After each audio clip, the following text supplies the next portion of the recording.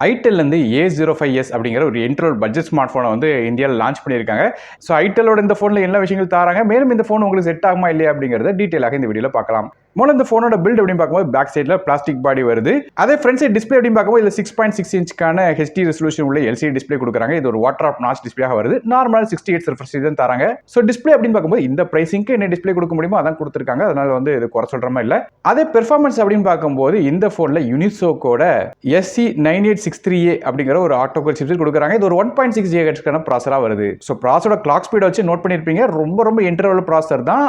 ஆனாலும் நமக்கு வந்து இந்த ஃபோனில் வந்து Android 13 கோ எடிஷனில் ரன் ஆகுது. இந்த ஓஎஸ் கோ எடிஷன் அப்படின்னு பார்க்கும்போது ரொம்ப லைட் வெயிட்டான ஓஎஸ், அதாவது ரெகுலரான ஆண்ட்ராய்டு வெர்ஷன் மாதிரி இல்லாமல் லைட் வெயிட்டான யூஏ கொடுத்துருப்பாங்க. அதனால் நமக்கு வந்து ஆப்ஸ் ஓப்பன் பண்ணுறதா இருக்கட்டும், ஏதாவது குட்டி மல்டி டாஸ்கிங் பண்ணுறதா இருக்கட்டும் ஓகேயாக இருக்கலாம்.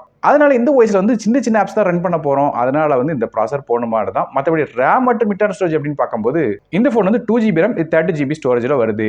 மைக்ரோ ஸ்டிக்கருக்கான சப்போர்ட் இருக்கு. 1TB வரையும் எக்ஸ்டெண்ட் பண்ணலாம். டெடிகேட்டட் சிம் கார்டு தராங்க. ஆனால் 2 சிம் கார்டும் ஒரு மைக்ரோ ஸ்டிக் கார்டும் ஃபோன் அட் டைம்ல யூஸ் பண்ண முடியும். ஸோ ஓரளவு பெர்ஃபார்மன்ஸ் எப்படி இருக்கும் கேட்டீங்கன்னா வந்து நமக்கு வந்து குட்டி ஆப்ஸ் ரன் பண்றதுக்கு இந்த ஃபோன் வந்து செட் ஆகும். மற்றபடி ஹெவியான ஆப்ஸோ இல்லைனா மல்டி டாஸ்கிங்கோ இல்லைனா வந்து கேமிங்கோ இந்த ஃபோன் செட் ஆகாது. மேலும் நாளடைவில் கண்டிப்பாக இந்த ஃபோன் ஸ்லோவாராக்கான வாய்ப்புகளும் இருக்கு அப்படிங்கிறது நோட் பண்ண வேண்டிய விஷயம். மற்றபடி கேமராஸ் அப்படின்னு பார்க்கும்போது ஃபோனோட பேக் சைடில் சிங்கிள் கேமரா தான் இருக்கு. அதாவது 5 மெகாபிக்சலுக்கான ரியர் ஃபேசிங் கேமரா தராங்க. அப்படி செல்ஃபி அப்படின்னு பார்க்கும்போது அதுலேயும் 5 மெகாபிக்சலுக்கான ஃப்ரண்ட் ஃபேசிங் கேமரா தராங்க. மேலும் வந்து இந்த ஃபோனோட back side fingerprint scanner தராங்க. ஆனால் 3.5mm ஆடியோ ஜாக் உள்ள ஹெட்ஃபோன்ஸ் வந்து டேரக்டாக யூஸ் பண்ண முடியும். இது போய் இந்த ஃபோனில் நமக்கு 5G சப்போர்ட் கிடையாது, 4G சப்போர்ட் தான் இருக்கு. மற்றபடி பேட்டரி சப்போர்ட் வரை நமக்கு 4000 mAh பேட்டரி கொடுக்குறாங்க. அதில் ஃபாஸ்ட் சார்ஜிங் சப்போர்ட் கிடையாது, நார்மலாக 10 வாட் சார்ஜிங் தான் தராங்க.